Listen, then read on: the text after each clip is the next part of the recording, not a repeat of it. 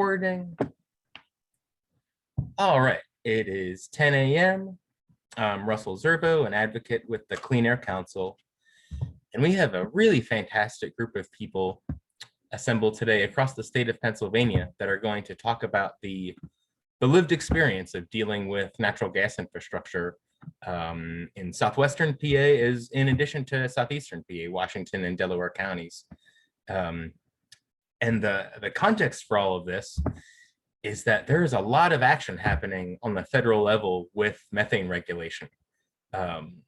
We had previously been under the impression that the Biden administration and the EPA was going to introduce new source and existing source regulations for methane and volatile organic compound leakage from oil and gas infrastructure in September. But now the Senate is saying that they are going to introduce a Congressional Review Act to simply undo the Trump administration's rewrite of President Obama's 2016 new source performance standards. And then there's also the Methane Reduction Act introduced in the Senate, which would put a fee of $1,800 per ton on methane drilled, moved, transported anywhere by 2021, 2023. So there's a lot more federal issues to discuss, but I think before we get into that, we'll talk to some of our panelists. We have Lois Bower-Bjornson with us, who is the Southwest Pennsylvania field organizer with Clean Air Council. We have Wesley Silva, who is the pastor at First Baptist Church of Mariana in Washington County. And then we have Eve Miari, who is the advocacy coordinator at Clean Air Council on the southeastern side of the state. Lois, if we could start with you, could you talk about the main issues that you're working on in Washington County right now in terms of the gas industry? Sure. Thank you so much for letting me be on the panel. I really appreciate it. It was just one. But currently I work in local communities to help them to actually, if they don't have any current oil and gas zoning or zoning period, we work on that to help reinstate the zoning and then to help put in place more protective oil and gas ordinance for communities like Mariana, where Wesley lives, and other communities in the surrounding area. We're currently working on the methane rule with the lack of the methane rule in our state, and also the setback distances from well pads, because as we all know, the closer you are to a well pad or any infrastructure from oil and gas, the more health impact that we all live if we're further away from everything. I also host tours for numerous elected officials, church organizations, universities, schools, citizens, so that they are able to experience, what it is like firsthand to live and grow up in the shale fields here in Southwestern Pennsylvania. Myself and my children obviously are impacted residents too, so we're part of that. And so are all the communities that I grew up in and lived around and played in, such as Mariana. So I'm taking part in all of that. I also am currently working on a few radiation studies,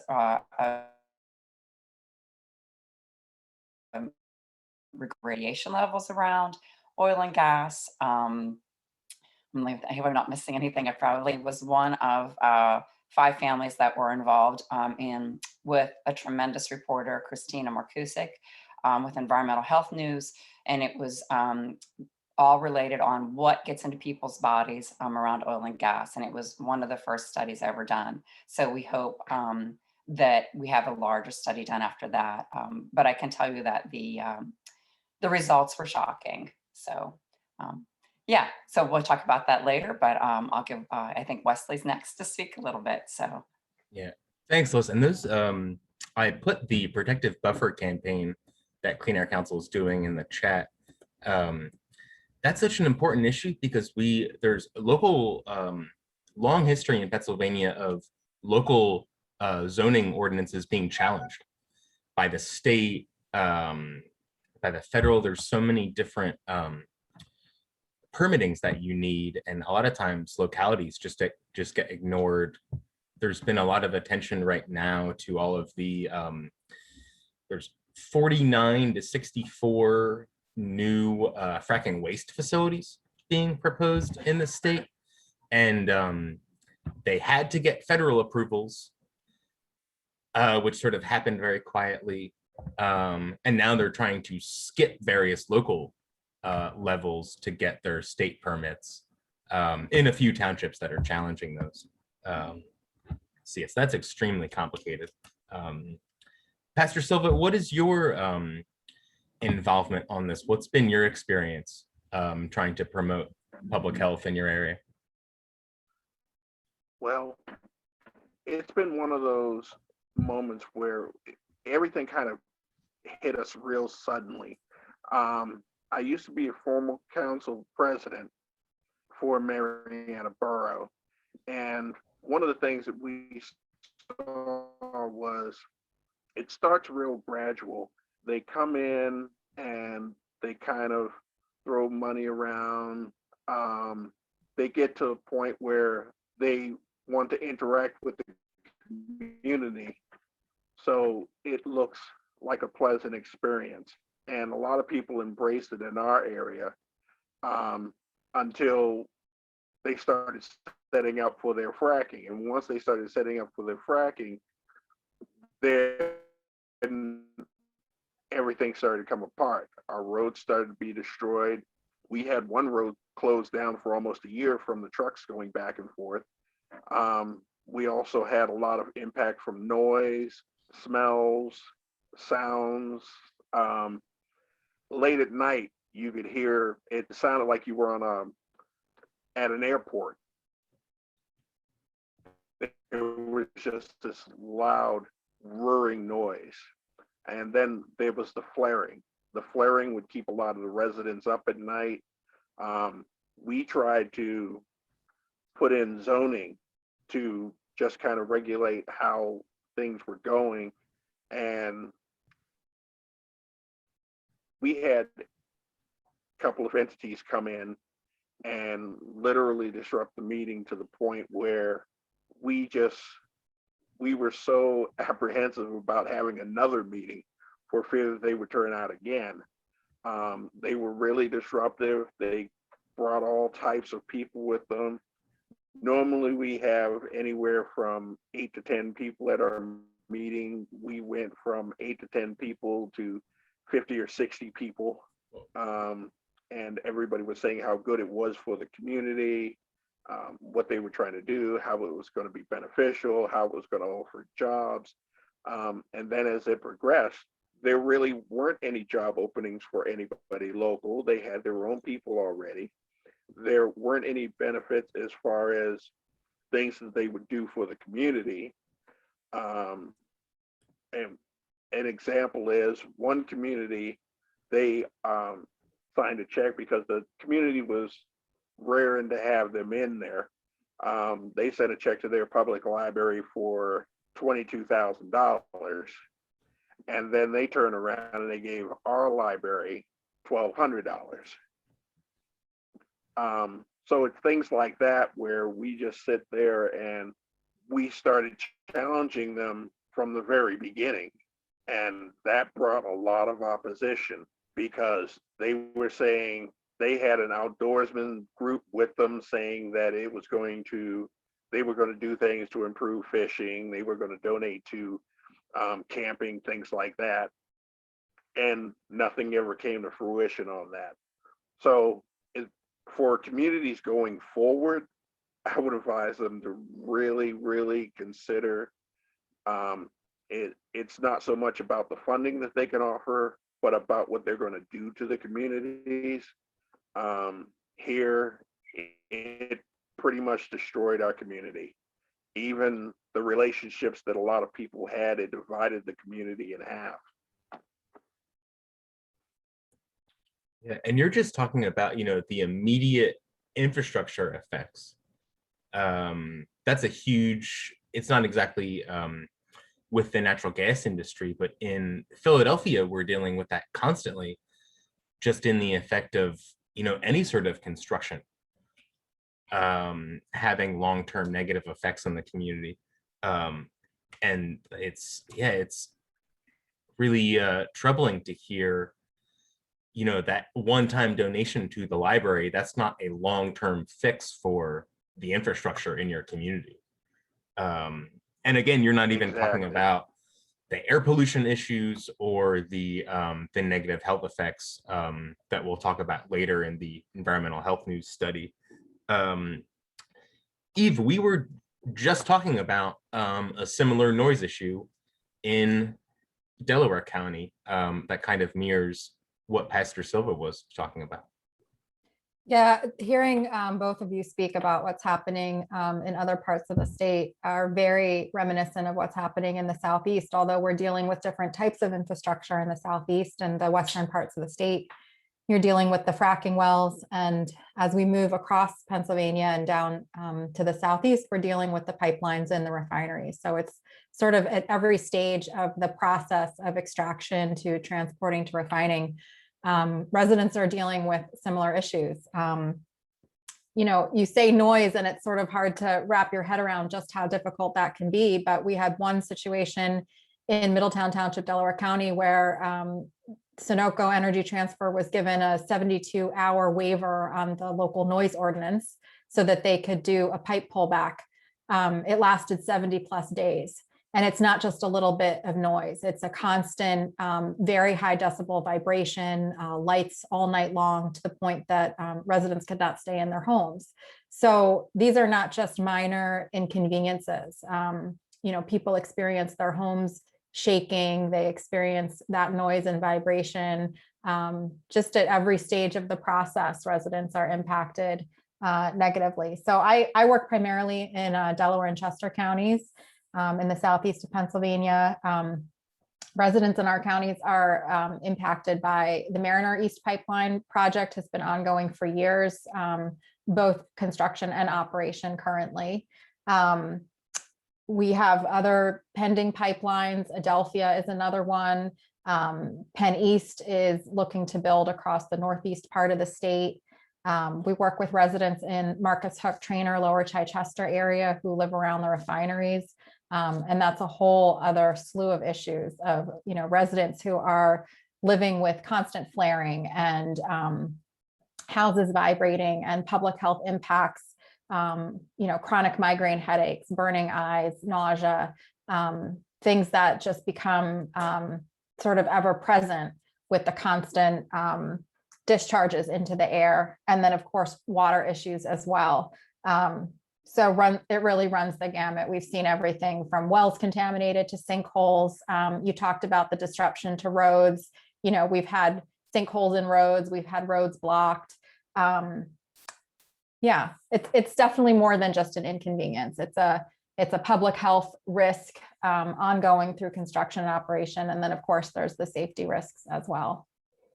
And that's not even just you saying that. The Pennsylvania Department of Public Health has concluded that Pennsylvania has the 47th worst air quality in the country. Air quality is like in the top 10 of their public health issues in the state. And several people have mentioned the flaring and the negative effects that has. First of all, it's a huge air pollution issue.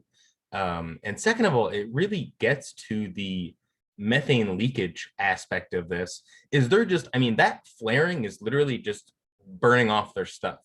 It shows you the level of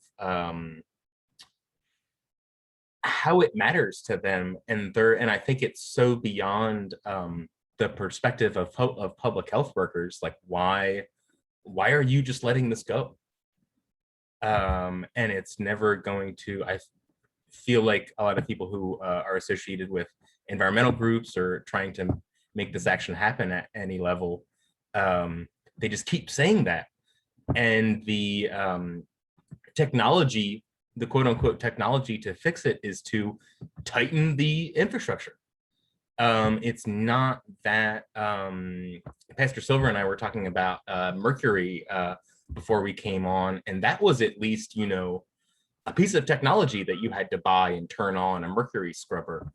When we talk about controlling for methane from oil and gas infrastructure leakage. We're just talking about infrared cameras and tightening the joints in that infrastructure. So I think hopefully it could be a really important part of the administration's Build Back Better campaign.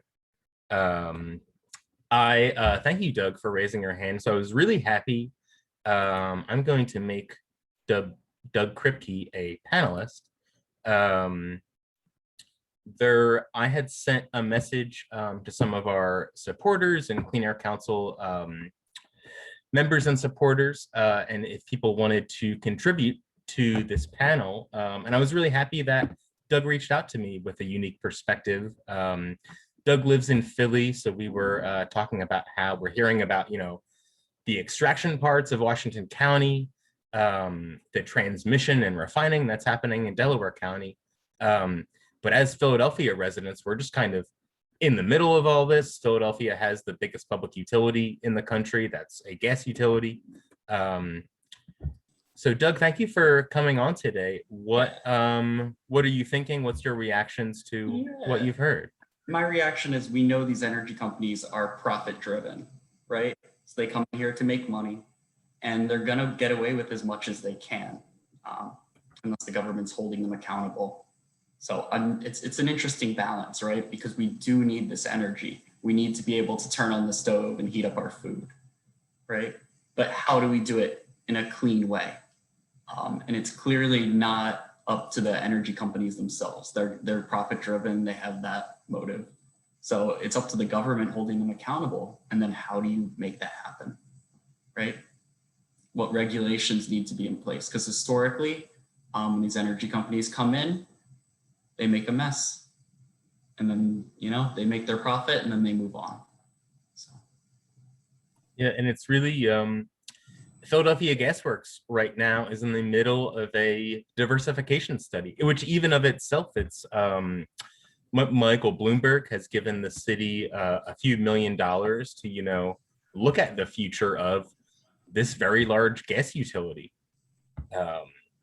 that we have. And it's really, it gets really complicated, because I wanted to get back to the health study that Lois was involved in from Environmental Health Network. That's kind of a piece of infrastructure that we may need more of. Obviously, during the COVID-19 pandemic, there's been a lot of investments into health infrastructure. I went and got my vaccine at the very large, almost military installation at the Philadelphia Convention Center. So Lois, could you talk about that health study and how you think it could be used to create change in Pennsylvania? Well, I'd be happy to talk about that, and I'm glad you got your shot. I had my first one the other day. So I think that the difference in this study is compared to all of the other research that we had, is this was one of the first studies that actually looked at what was in people's bodies that live near oil and gas infrastructure. So that was a huge difference. Living in the most heavily fracked county in, Pennsylvania, where I raised, my 4 children and things like that. And my family lives here, and I have friends here. You realize that there's some type of exposure. The nearest pad from us is 1,000 feet.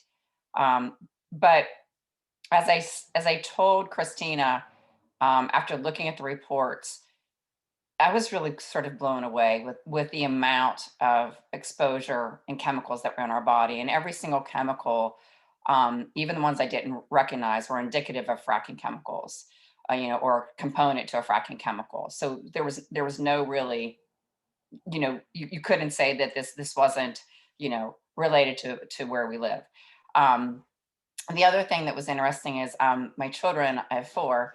My third child, who is blonde hair and blue eyed, and lighter skinned kids and redheads and blondes tend to have some more health impacts, when we're not really sure why, they just do. They're kind of like the canary in the coal mine.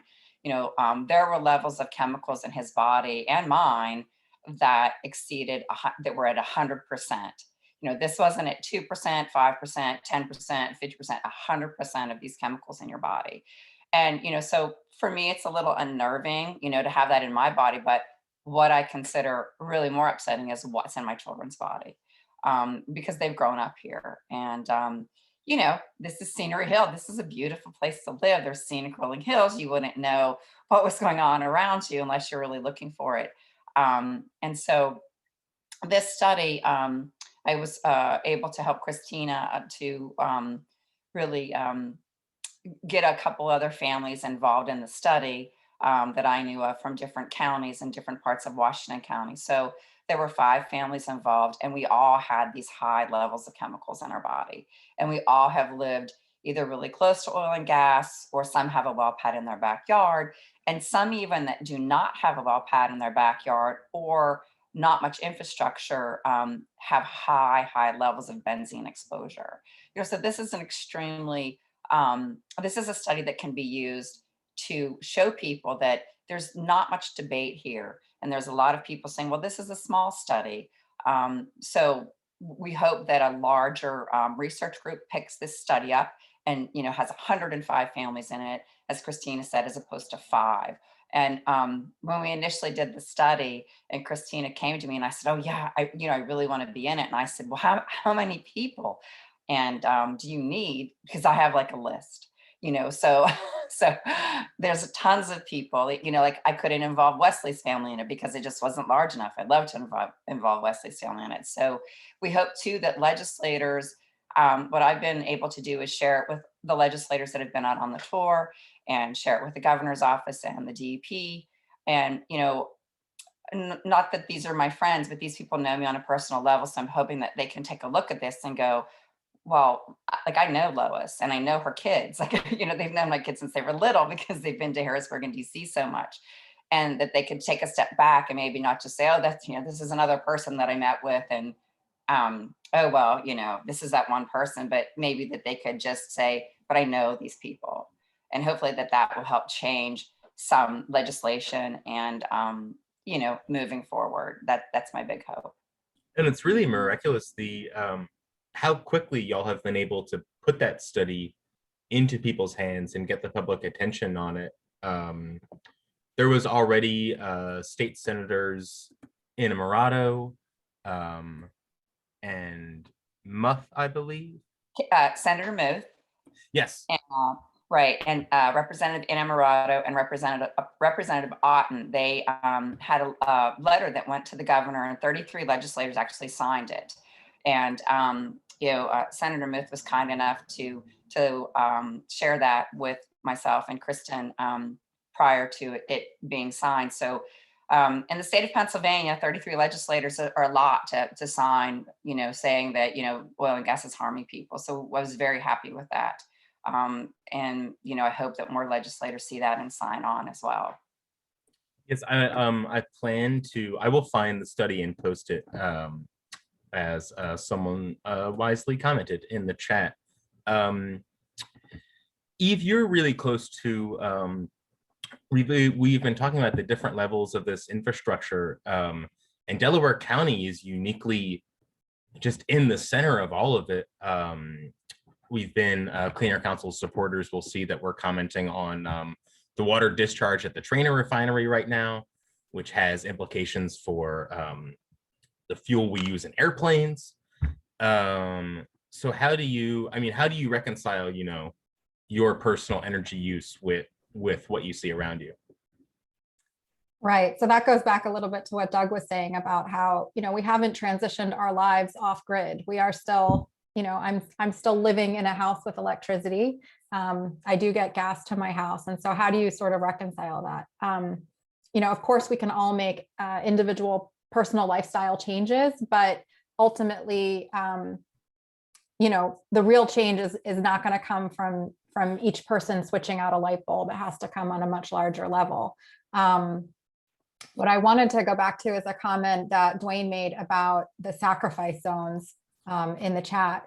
And that's really, I think, how many residents view themselves at each stage of this process, whether they're living near a fracking well or next to a pipeline or next to a refinery. really feeling like their quality of life and their public health, their health, their personal health, their family's health, and their safety is being sacrificed for profit. Because a lot of these projects that we're talking about are not so that you can get gas to your home. Many of these projects are simply for-profit export projects. The Mariner East is a really good example of that somehow managed to get public utility status for something that is not a public utility. It's wet gases, ethane, propane, and butane that are coming out as part of the fracking extraction process, and they are being moved through pipeline. The reason we keep talking about Delaware County is because Delaware County is on the Delaware River. There are ports there. The ships come up the river. They take the wet gases and they take them abroad. They take them to Europe. They take them to China. So these are not for our public use. And even when we look at pipelines like Penn East and Adelphia that are being, billed as, well, you need these fracked gas pipelines. You got to get your stove going. You got to get the heat in the house. There's actually no public need. Our gas needs are met. This is all excess. It's most likely moving to LNG and export as well. And even when we look at, even hyperlocal projects, like there's a project proposed right now in Delaware County for a Pico gas expansion station right in the middle of a residential neighborhood. So running a transmission line right through residential neighborhoods, right in front of people's houses. Echoes of San Bruno, California come to mind for people, and they're pushing it as part of public need, but there's just no evidence in any of these cases. In fact, the evidence speaks to the contrary when we can see, if we're exporting the natural gas, then we don't need more of it. And that, Eve, that brings up a really difficult part of that issue that Pastor Silva was mentioning in the chat, is that one other thing that we may not need more of is plastic in our society, which is something that is really a big moving part in this. Pastor Silva, did you want to talk about that a little bit more, about the kind of the food chain of fossil fuel extraction? Sure. As they began working in our community, we began to learn, and especially when I got together with Lois, we learned more about the fracking industry and how it really works. And honestly, it's not so much about the fuel, because once you see them flaring, once you see them venting, once you see the loss of methanes and things like that into the atmosphere, then you realize that it's not so much about the transmission of the fuel that they're getting out, but the product that they're producing. Now, they're producing plastics, and that's their moneymaker right there. The gas, the different types of ethanes, methane, things like that, those are just bonuses. They don't make a lot off of it because it's abundant, but everything else that generates the product for the plastic, that's what the moneymaker is. Yeah, and it's really a lot of these things, we're dealing with this issue of what is or is not a waste. Some of the plastic feedstocks would, be classified as a waste in other situations. And I just put this into the chat. We're working with Protect PT in Westmoreland County. Another really big problem with the fracking industry is all of the water waste that it generates. There are over 60 proposals right now for quote unquote fracking waste evaporators across the state, and various environmental groups had to fight for there even to be a public comment period on these 60 proposals. And in addition to that, in Westmoreland County, they're dealing with a landfill that was formerly caught taking fracking waste, and now they're trying to, legalize themselves, which is a really tough situation, because on one hand, PADEP is out there violating these facilities. The only reason we know about these problems is because DEP is out there writing tickets. And they're in a similar situation that we are, is they're chasing all these facilities that are really ahead of the regulation. Russell, if I could comment on that just for a Sure. second. So I'm very familiar with this because my daughter and my niece take gymnastics literally directly next to the landfill. You pull up in the parking lot and there's the landfill. Like it's right there. And they had some of the highest levels of benzene measured at the edge of the parking lot, where there's a dance studio and there's a gymnastics studio and there's another business there. And so what actually did happen was they were accepting at the time. What they didn't know was the radioactive water and stuff that was coming in the brine, and what was happening in the sewage system treatment plant down the river on the Monongahela River, and this is our drinking water source, is all the bugs that are supposed to eat all the bad stuff, like nothing was working. And so a company was sent in and did a study, and still they said, oh, everything's fine. Well, and the owners of the treatment plant said, well, everything isn't fine. And so they hired their own company, and they came in and they found that they said everything is dead, and what's in here are fracking chemicals. So nothing was working. So this was all being the leachate that is dumped into the landfill, like in a big landfill, water and stuff leaks out, and it's all so that's the leachate. And so it was coming out, and it was being piped directly into the Monongahela River. So that's our drinking source. And so that to a degree is still going on. It's and that's, they talk a lot about the Westmoreland County landfill because they were caught when they were doing this. But there's every other landfill pretty much in the state has been accepting this waste for 12 years now. So it's not just that one landfill, it just gets a lot of attention because that had happened there and they were caught doing that. So this is a huge problem because this goes on at every single landfill. And the reason that the trucks are labeled residual waste instead of hazmat waste is it's cost effective to be labeled residual waste. If it was hazmat, they'd have to travel it to a faraway landfill to have the waste dumped, and industry doesn't want to do that, and that's another big giant loophole that industry has. So this is a really complex Yeah, and that situation is really bearing it. So it's kind of parallel to our people made a big deal when China decided to stop taking our trash as recycling, to their credit, and then recently other Midwestern states are now saying that no, we don't want your fracking waste anymore. There's a ton of articles about Ohio and other Midwestern states, conveniently at the same time that Pennsylvania is considering waste injection wells.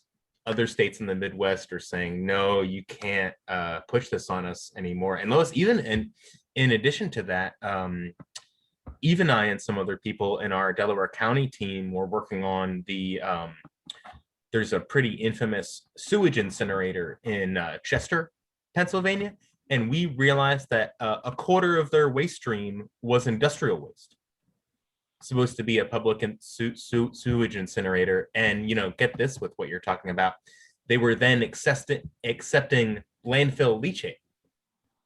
So who knows what that landfill was taking, and then you're taking everything that's coming out of it. Right. So I live 45 minutes from Ohio. I'm from Columbus, actually.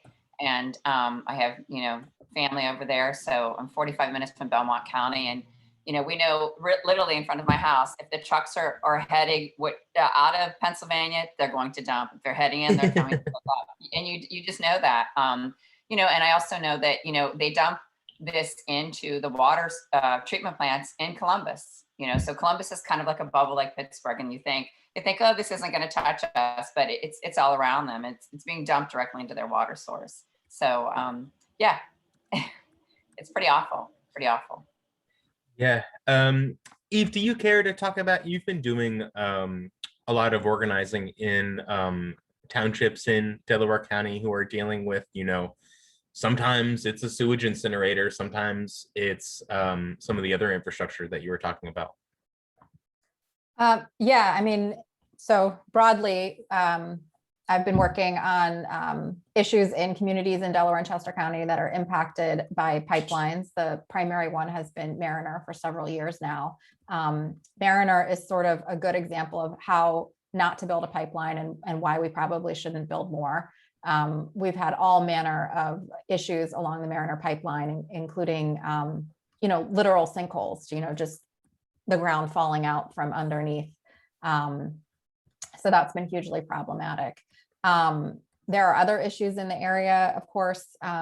We work with residents around the refineries who have experienced a lot of public health impacts. And Pastor Silva, when you were talking about the gifts to the library, all of that is ringing very true. Often the monthly reports to the Environmental Advisory Council are on, the numbers of grants that have been made to the firehouse or to, various different community needs. We gave this gift, we gave that gift, we bought this equipment for the fire station. So there is a lot of that goes along. And, a lot of the communities here around the refineries, similar to what you talked about, in the areas where they're doing fracking, where there is a lot of collaboration between the community leaders and the energy companies, collaboration, cooperation, because they might see, I don't know, an immediate benefit like that gift or a tax incentive, and not necessarily looking at the long-term public health and safety impacts. And then we've also been working to support residents in the community of Chester who are working very hard to try to not have that contract renewed with the Covanta waste incinerators. Another example of something that can just putting a lot of pollution into the air and harming people. And again, I think it just keeps coming back to, what is the need? We do need to transition off of these energy sources that are so destructive. But in the meantime, we have to stop expanding them, and we have to look at the impacts on people's lives. All of these people are in sacrifice zones, whether they're living next to fracking wells or they're living next to refineries, from the west to the east. We're just sacrificing people's quality of life and health and air and water for profit. Thanks, Eve. That's a really important comment. Pastor Silva, we've been talking a lot about, the various negative things, the various things that we've been having to deal with. What are you looking to happen in your community? What do you see as a solution? Well, like Eve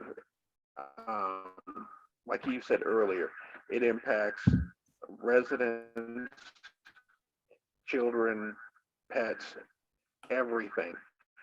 What I would like to see happen in the future is, as far as regulations are concerned, is that they look at, one, how close they are to communities, which is always a factor.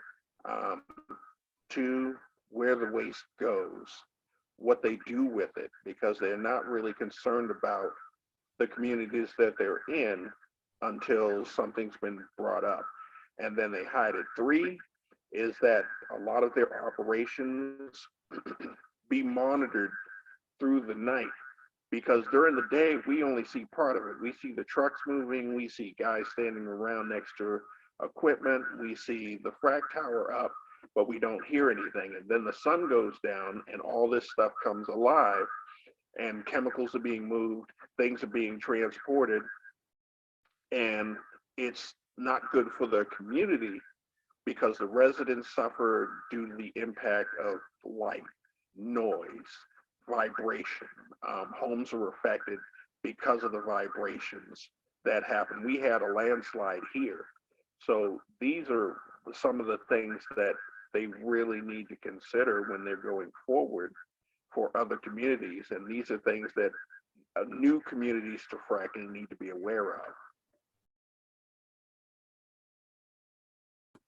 We had two weather records broken last week in Philadelphia. One day we had a heat record broken and a precipitation record as well. And it was even it was a really wide, just this one article summed up some of the climate change issues for me. It was they set a daily precipitation record after 24 days of drought, which brought the month average back to above average.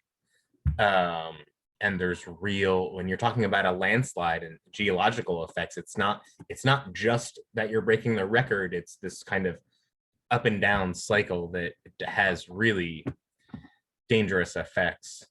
Lois, are there other positive projects that you have your eye on in Washington County? Wow. Well, I always have my eye on something or another, and if not, I get a phone call. So saying, "Hey, you need to know about this." Yeah, I mean, I just really keep trying to let people know what's going on here. I really keep trying to, I get calls on a regular basis of, hey, I know this person and they'd like to tell you their story. I try really hard if people let me to document their stories just so I have them. Actually, we are working in Marianna right now, and we're hoping to finally get a oil and gas ordinance there.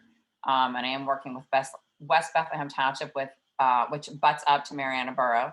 I've been attending a couple of those meetings to work so that the well pads aren't pushed to the edge of the township that affects Marianna Borough or any current ones, or I mean, future well pads. Because unfortunately, there's already one there, and Wesley is very familiar with that. It's down the street from his house. So yeah, I mean, you just keep really pushing for people to see and help them to be able to protect themselves and their community and the people that live in that. Because I'd love to wave a magic wand and have this all disappear, but unfortunately, that's not happening. So we have to work within our boundaries and do the best that we can for what is already put in place, and as far as the well pads and things like that go. So just keep trying to work with communities and community leaders to protect their citizens and their communities. That's really it. That's amazing. Eve, you've been having a lot of success with those similar communities in Delaware County. It's been great to see, officials in local government, oh no, I didn't realize that their stormwater permit was up. There is sometimes there's a really surprising disconnect between permitting issues and local government. Yeah, I mean, residents in Delaware County have been organizing for years now around the Mariner East pipeline. That's become a really wonderful grassroots movement of just a lot of people stepping into leadership and making change from the ground up. There are residents organizing right now in Marple Township around a PICO expansion project. There are residents organizing in Marcus Hook and Lower Chichester and Trainer to get more information from the refineries and make sure that regulation is being followed and that public health impacts are being looked at. Residents are organizing in Chester. So there's definitely a lot happening on the ground with residents getting together and educating themselves and educating others. And that's really, where it begins. People have to understand the impact. They have to understand, what's happening in their air, in their water, and in their bodies. And I think when people do begin to learn that, you can't learn those things and then not be concerned and not want to make some change to improve things for yourself and for your family and children and community. Thanks, Eve. That's absolutely true. There's a really great question.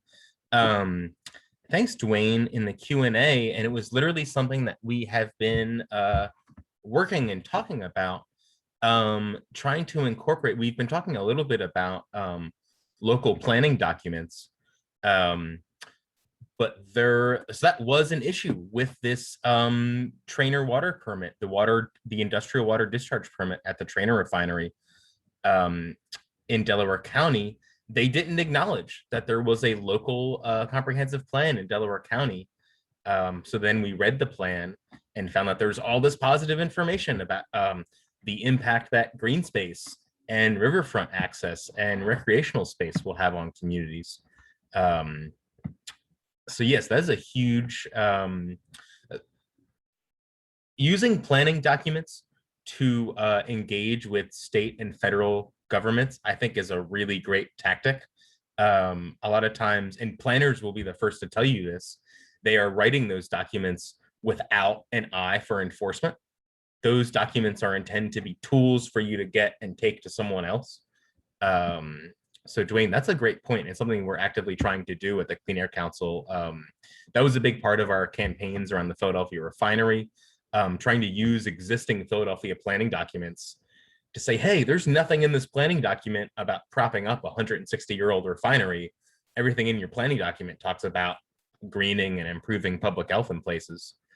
We are getting towards 11, but Greg, you have a hand up.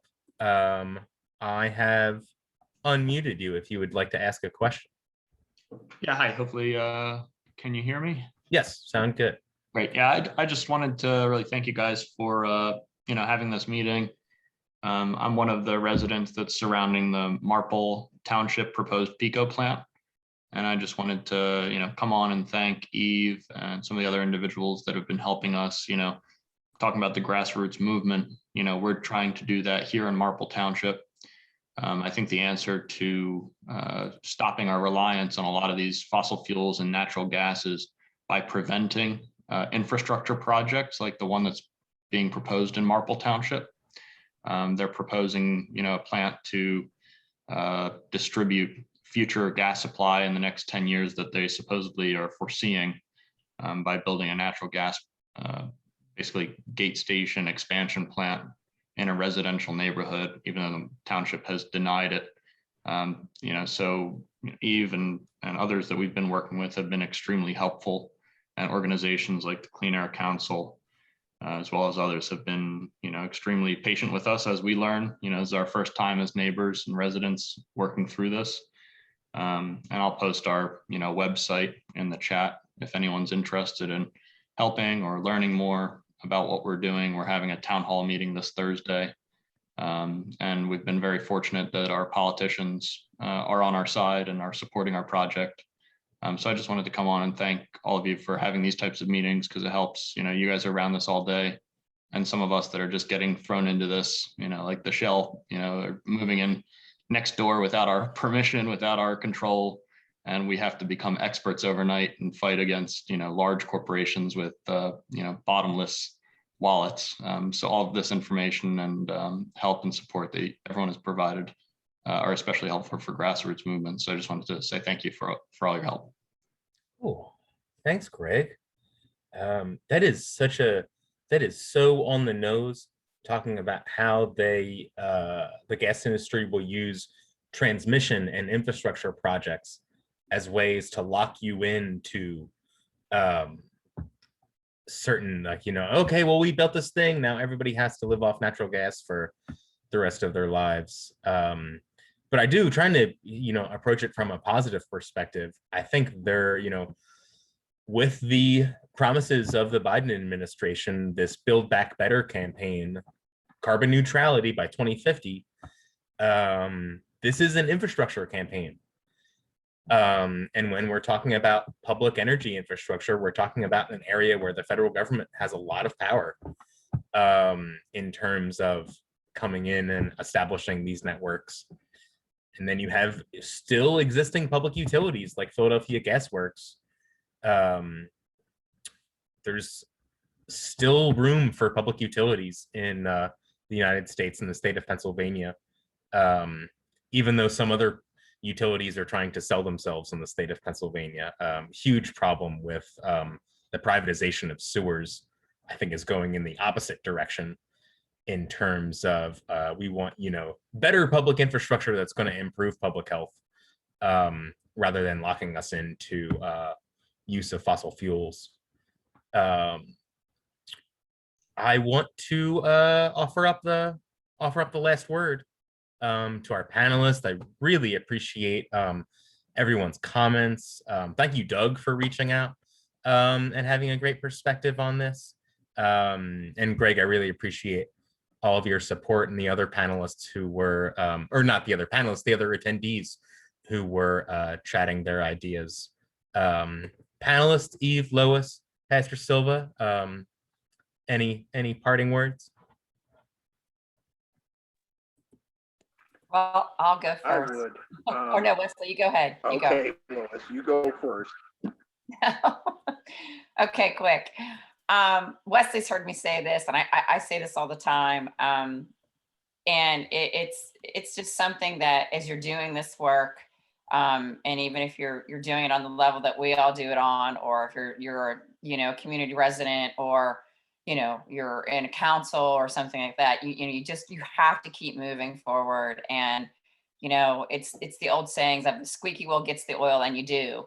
And it might not always be what you want, but people have to hear you, and they're gonna definitely, they just keep listening to you. The more that you're there, the more that they keep listening and hearing you. And you have to be really politely annoying, I say all the time, like you have to keep doing this, because it's not just people like myself that am fortunate enough to do this work, but what brought me to this was being one of those people in the community that kept talking about what was happening and kept saying, this is what's going on, you have to see this. So just keep that in mind, and that should lift your spirits, that you're not the only one out there doing this. There's other people doing it, but keep doing it and keep moving forward. Leslie? All right, and I'm gonna piggyback off of what Lois just said. As if all the local governments, they really need to consider what goes into their zoning plans. They need to be prepared to battle. It's one of those things where you have to do your research. You have to do the research and see what happens in communities around you that may have fracking sites. See what the traffic looks like, see what the sites look like, see where they are in relation to homes. Because once they come in and once they're allowed in, they will change everything as far as the landscape of your communities. So do the work, look at what's really going into it, look at how it's going to impact your community, and then for the residents, like Lois said, make some noise. Go let your voices be heard. If you can see the land that they're on, get to a meeting and let them know. Just voice over and over again. I can hear the trucks, I can see the tractors, I can see the smoke, I can smell the smoke. And just let that be known over and over again. Even transmission lines, for example, we've seen a lot of homes and a lot of territory where the transmission lines are above ground, and in some instances they run in front of, next to, or behind somebody's residence, and those people have children, and the transmission lines, it looks like something that wants to be poked at, though it's not going to be easy to do that. But if the ground shifts, if something should be, heaven forbid, that the kid should get hold to a power drill or something and attack one of these lines, it could be a mess. And like I kept going back to federal policy a few times. We have an administration that has said things that are going to support us. In this kind of work, in my experience, you have to take those sort of campaign promises and use them to the best of your ability. So now if you're fighting, a fossil fuel project in your community, the Biden administration has pledged 2050 carbon neutrality. How is this factoring into 2050 carbon neutrality? Is a question that I think we just have to keep asking. And you have all of these, a lot of really interesting ideas. I'm a big supporter of the Green New Deal to be a path to kind of just build clean energy infrastructure. As long as we have that, we'll have so much more support in terms of the industry's ideas about, oh, we need this gas, we need this electricity. First of all, what we've seen in Texas is that they're not even supplying what people need. They're still just, moving pieces around to create profit. So if our government focused on actually delivering to people the resources that they need, rather than moving natural gas liquids around the world. All right, everyone, it's 10:55. Eve, unless you had a last word, I think we're ready to adjourn. I guess my final thought would just be that, I think one of the most important things for this work is relationships. It's building relationships with people in your neighborhood and in your community, and also with your local elected leaders and with your state elected leaders.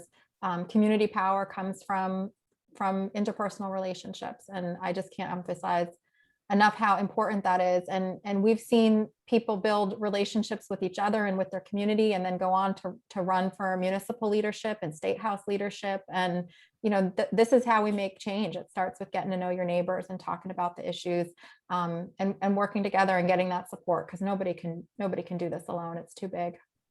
And that's such a great point. If you're having trouble getting the ear of certain elected officials, you may not have the organizational foundation that you need. Your local official is going to help you contact your state official. Your state official is going to help you contact your federal. I mean, you can't, you have to go slowly up that ladder. But if you have that broad support, you will find it is a lot easier. So anyway, I hope everyone enjoy some of the nice weather, and we'll see y'all later. Please reach out, rzerbo@cleanair.org. Thanks everybody for participating, and see you soon. Thank you. Thank you very much. Thanks, Glad to everyone. be here. Bye.